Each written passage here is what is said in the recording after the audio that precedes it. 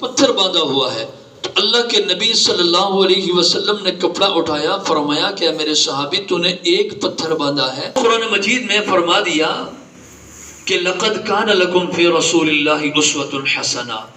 تمہارے لیے رسول اللہ صلی اللہ علیہ وسلم کی زندگی میں بہترین نمونہ ہے اس شخص کے واسطے جو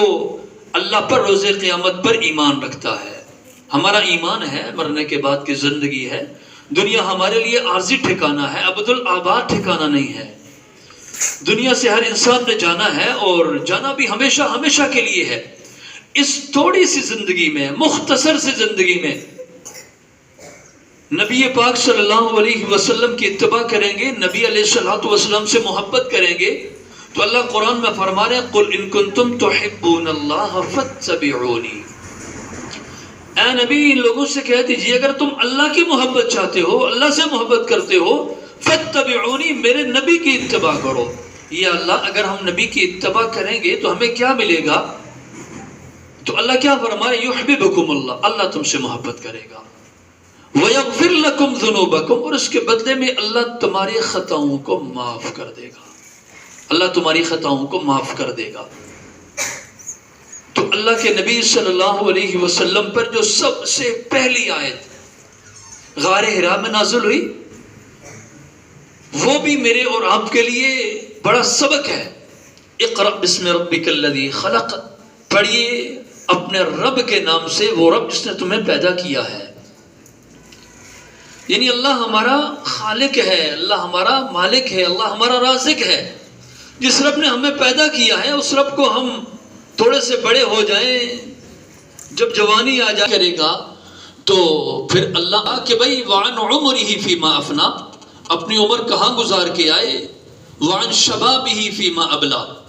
اپنی جوانی کہاں سے گزاری، کہاں گزاری، وعن مالہ من این اکتسبہ وفیما ماذا عمل فیما علم، جو تیرے پاس علم تھا اس پر کتنا عمل کیا۔ محترم اسٹوڈنٹس، اللہ پاک نے ہمیں اس وقت تعلیم کے راستے سے آراستہ کر رہے ہیں۔ ہم جس علم کو حاصل کر رہے ہیں، گو کہ یہ علم ہمیں جنت کا راستہ دکھاتا ضرور ہے، اس میں بھی اسلامیات کی بکس ہیں، اس میں بھی قرآنی آیات ہیں، پڑھائی جاتی ہیں، ٹیچرز حضرات آپ پر محنت کرتے ہیں، آپ کو سکھاتے ہیں، یہ آپ کو تربیت کا زمانہ ہے۔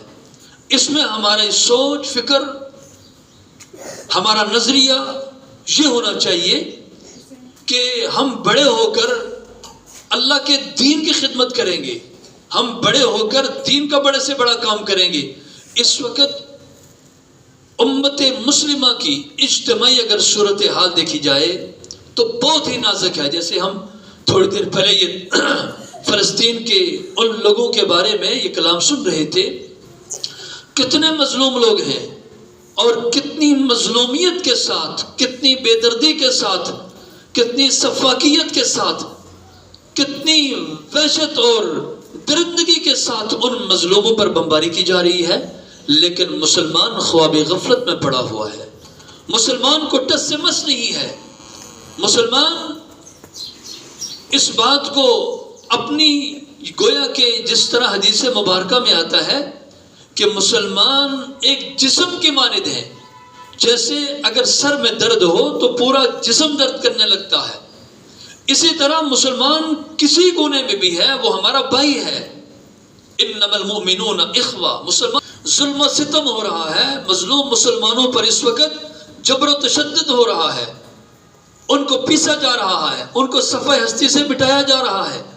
ان کے ہسپتال محفوظ نہیں ہیں، جہاں پر بمباری ہو رہی ہے ان کے سکول یا ان کی پناہگاہیں محفوظ نہیں ہیں۔ تو اس وقت مسلمان، ہمارے حکمران، ہمارے اسلامی ممالک جن کے پاس اللہ نے سب کچھ دیا ہوا ہے، لیکن وہ چونکہ اس وقت ان کے خلاف، اسرائیل کے خلاف بولتے نہیں ہیں، مسلمانوں کی حمایت میں آواز حق بلند نہیں کرتے، اس لیے یہ ہماری بے حسی ہے، مسلمانوں کی یہ بے حسی ہے۔ اس بے حسی کی وجہ سے آج مسلمان ہر طرف پستا چلا جا رہا ہے۔ اللہ کے نبی صلی اللہ علیہ وسلم نے مختصر سے عرصے میں صحابہ اکرام کے نبی سے فرماتے ہیں کہ یا رسول اللہ صلی اللہ علیہ وسلم، دنیا میں ہم دیکھتے ہیں کہ اگر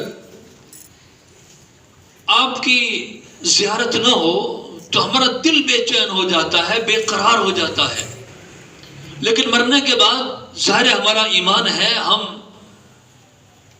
آپ کے سے ملیں گے، لیکن جنت میں ہم دیکھ رہے ہیں آپ تو بلند مقام پر ہوں گے، ہم تو بہت نچلے درجے میں ہوں گے، تو وہاں پر ہم آپ کی زیارت کیسے کر سکیں؟ علیہ وسلم نے فرمایا کہ میرے صحابی، جو جس سے محبت کرتا ہے، المرء مع من احب، جو جس سے محبت کرتا ہے اسی کے ساتھ اٹھایا جائے گا، تو ہماری محبت اللہ کے نبی صلی اللہ علیہ وسلم سے بڑھ چڑھ کر ہونی چاہیے تمام چیزوں سے۔ اور حدیث مبارکہ میں آتا ہے کہ لا یؤمن احدکم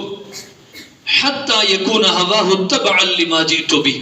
وہ آدمی اس وقت تک کامل ایمان والا نہیں ہو سکتا جب تک کہ اپنی خواہشات کو نبی پاک صلی اللہ علیہ وسلم کے دین کے تابع نہ کر دے۔ فرمایا کہ وہ آدمی اس وقت تک ایمان والا نہیں ہو سکتا جب تک کہ اپنی خواہشات کو میرے اس دین کے تابع نہ کر دے جو میں لے کر آیا ہوں، ہے صحت ہے، موقع ہے، جوانی دی ہے، آپ بچے ہیں، آپ کے پاس موقع ہے، جوانی کی طرف آ رہے ہیں،